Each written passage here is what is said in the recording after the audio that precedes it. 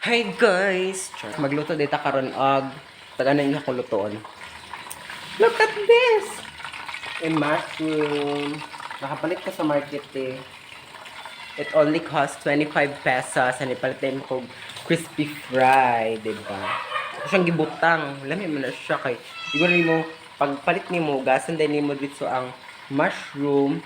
And then, mo siya ipaugagamay. Tapos, mo din siyang i-mix with crispy fry na tadtaori kay mag basa-basa mag na siya natural kuan man siya kay mamanggihugasan ang mushroom so mo kuan gina siya mo basa-basa so mo kuan na siya mo natural coat kay uyugon man nimo sudlanan tabuni so makita niyo yung result niya.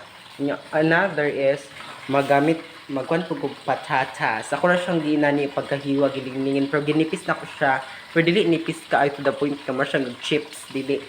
Ako po na siyang ibutang ron sa kuan. Harin na, inanahan ka pa na ako. Basta, tanaw lang yun niya. Kaya ito. So, magkuha ta kay atong ibutang. Kamilitan dako-dako di. Kani, hindi ka siya dako pero at least okay na. So, ilunod. Mabalaan po na to kung asang baguan na ugdaan gilunod. No? Muna yung first ipang lunod o kay mga brown siya. Yan, muna yung bago, mga white pa. Ito na naman nakuha. Kita rin po yung mukaon.